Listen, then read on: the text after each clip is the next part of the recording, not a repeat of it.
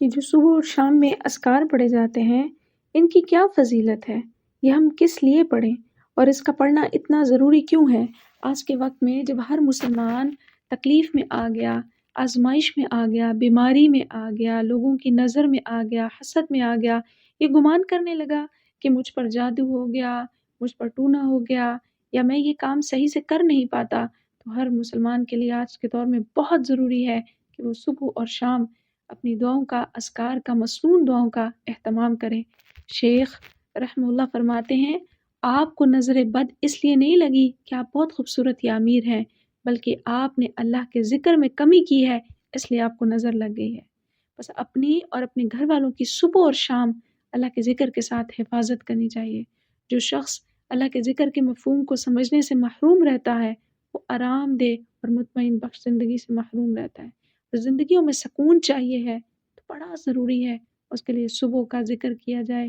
صبح کے اذکار ہیں، صبح اور شام کے، صبح کے الگ ہیں، شام کے الگ ہیں، تسبیحات ہیں، ان کو کر لے تو وہ مضبوط قلعے میں آ جاتا ہے۔ اللہ کے نبی علیہ الصلوۃ والسلام نے فرمایا، یہ اذکار مضبوط قلعے ہیں، جب ایک شخص یہ پڑھ لیتا ہے تو وہ مضبوط اللہ کے مضبوط قلعے میں آ جاتا ہے۔ یہی وجہ ہے کہ مومن کو ہمہ وقت ذکر الہی سے رطب اللسان رہنا چاہیے، تاکہ وہ اللہ کے اس مضبوط قلعوں میں آئے اور دنیاوی تمام تر تکالیف سے، مصیبتوں سے، بلاؤں سے، بلیات سے، لوگوں کی نظر سے، حسد سے اپنے آپ کو محفوظ کر سکے۔ امام ابن تمیمہ کہتے ہیں، دل کے لیے ذکر اتنا ہی ضروری ہے جتنا ایک مچھلی کے لیے پانی۔ مچھلی پانی کے بغیر نہیں رہ سکتی، دل پر بھی غبار چھا جاتا ہے، غبار آتا ہے اور پھر آتا ہی چلا جاتا ہے، اور انسان کسی ڈپریشن میں جا رہا ہے، انزائٹی میں جا رہا ہے۔ ان تمام چیزوں کو دھو دینے کے لیے اللہ کا ذکر بہت ضروری ہے۔ حضرت ابو درداء رضی اللہ تعالیٰ عنہ کہتے ہیں، ہر چیز کو پالش کیا جاتا ہے اور دلوں کی پالش اللہ تعالیٰ کا ذکر ہے۔ اگر دل کو چمکانا ہے، نکھارنا ہے، اللہ کا ذکر کرنا ہوگا۔ ذکر کرنے والا بندہ مومن اللہ تعالیٰ کے عذاب سے محفوظ ہو جاتا ہے، اور اس کا دل اللہ تعالیٰ کی معیشت سے، رحمت کے سبق مطمئن رہتا ہے، سکون میں رہتا ہے، فیصلہ کرنے میں آسانی ہے، صبر کرنے میں آسانی ہے، معاملہ فہمی میں آسانی ہے، زندگی کو گزار لینے میں مشکل سے مشکل وقت بھی آئے گا تو اس کے لیے اس کا ذہن کام کرے گا، عقل کام کرے گی، کیونکہ بندے نے اللہ کا ذکر کیا ہے، اب اللہ کی مدد شامل حال ہو گئی ہے۔ فضیل بن غیاث کہتے ہیں، ہمیں یہ روایت پہنچی ہے کہ اللہ تعالیٰ فرماتا ہے کہ اے میرے بندے، تو مجھے صبح کے بعد کچھ دیر یاد کر، اسی طرح عصر کے بعد میں تیرے لیے ان اوقات کے درمیان کافی ہو جاؤں گا، یعنی صبح سے لے کر شام تک کے لیے، اور پھر شام میں ذکر کرے گا تو صبح تک کے لیے کافی ہو جائے گا۔ حضرت معاذ بن جبل کہتے ہیں کہ اہل جنت کو جنت میں کسی چیز پر اتنا افسوس نہیں ہوگا سوائے ان گھڑیوں کے جو دنیا میں انہوں نے ضائع کر دی اور اللہ کا ذکر نہیں کیا۔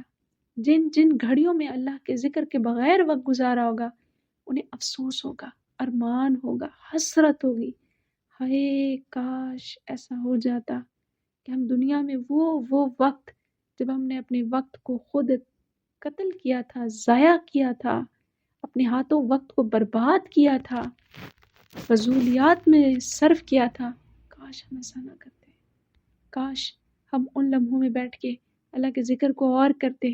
سبحان اللہ، الحمدللہ، اللہ اکبر، یہ سبحان اللہ کہنے کی اس دن انسان کو پتہ چلے گا اس کی قیمت کیا ہے، کہ جب کسی دوسرے کا سبحان اللہ ایک مرتبہ بھی زیادہ ہوگا تو وہ دیکھے گا کہ ان دونوں کی، نیچے والے کی جس کے کم ہوگا سبحان اللہ، یہ نیکیاں کم ہوگی، اور کسی دوسرے کی اسی کے برابر ہیں لیکن ایک مرتبہ سبحان اللہ زیادہ ہے، تو ان دونوں کی جنت میں بہت فرق آ جائے گا، کیونکہ اس کا درجہ اور بلند ہو گیا، گویا کہ وہ زمین سے آسمان تک پہنچ گیا۔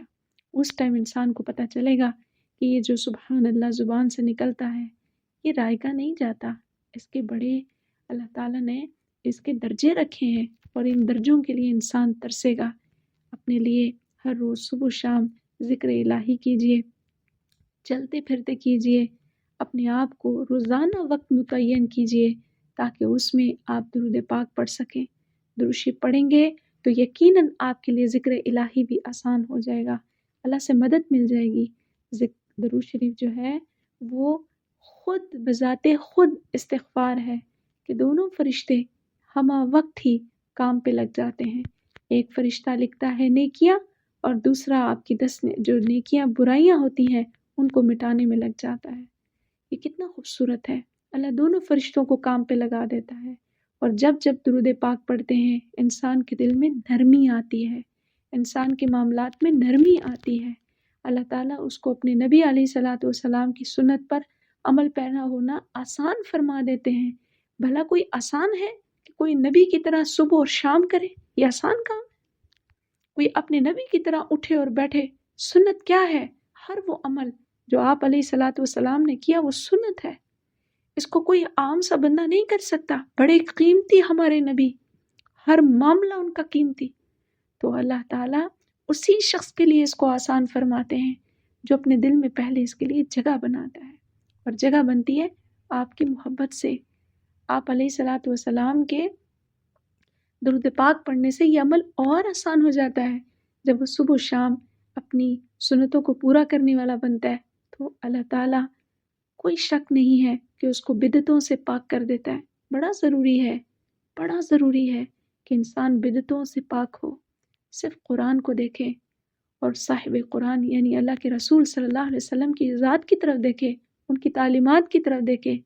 یہ ارد گرد سے جتنا دین آ کے مکس ہوتا جا رہا ہے اور لوگ دین کے نام پہ بدعت کر رہے ہیں، ان سے چھٹکارا ہو جائے گا جب آپ صبح و شام اذکار کریں گے، اور وہ ذکر جو صحیح مسنون ہے، جو اللہ کے نبی علیہ الصلوۃ والسلام کی تسبیحات ہیں۔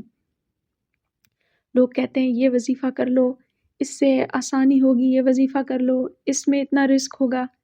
آپ ان چیزوں کو کیوں نہیں جاری کرنا چاہتے جو آپ علیہ الصلوۃ والسلام نے خود بذات خود فرمائی، صحابہ نے دیکھا، انہوں نے کی، تابعین نے کی، تبع تابعین نے کی، تمام جتنے بھی سلف صالحین گزرے ہیں تمام تر کی عادت رہی کہ وہ صبح اور شام کے مسنون اذکار کیا کرتے ہیں۔ یہ وہ ہیں کہ جن کے ذریعے آسمان اور زمین کے برابر کی کشادگی والی جنت حاصل ہو سکے، تو ہم کیوں نہیں چاہیں گے کہ ہمیں اللہ تعالیٰ یہ کشادگیوں والی جنتیں عطا فرمائے، اللہ تعالیٰ کی حفاظت حاصل ہو۔ لہٰذا اپنے آپ کو صبح اور شام کے مسنون اذکار کے ساتھ جوڑ لیں۔ ایسے سمجھیں یہ زندگی کا وظیفہ ہے، ایسے سمجھیں یہ روزانہ کی خوراک ہے، جیسے صبح دوپہر بریک فاسٹ ہے، ڈنر ہے، یہ آپ نہیں بھولتے نا کرنا۔ تو اسی طرح سے صبح و شام کے اذکار کو بھی نہ بھولیے، یہ آپ کی روح کی غذا ہے۔ روح مرجھا جاتی ہے، روح تکلیف میں آ جاتی ہے، اس روح کو جیسے ہی آپ ذکر سے معطر کرتے ہیں تو انسان کے اندر ایک جرت آتی ہے، گویا کہ ایک قلعے کی طرح ہو جاتا ہے کہ قلعے کے اندر جیسے مضبوطی آتی ہے، حفاظت والی فیلنگ آتی ہے، تو ہر شے سے انسان محفوظ ہو جاتا ہے۔ ہر وہ شے جو تکلیف کا باعث بنتی ہے، موذی تکلیف ہے، کوئی اچانک آ جانے والا بلا ہے، تکلیف ہے، بلیات ہیں، مصیبتیں ہیں، انسان ان سے محفوظ ہو جاتا ہے۔ لہٰذا اپنے آپ کی عادت ڈال لیجئے کہ ہم صبح اور شام کے اذکار ضرور پڑھیں گے۔ انشاءاللہ نیچے ڈسکرپشن میں آپ کے سامنے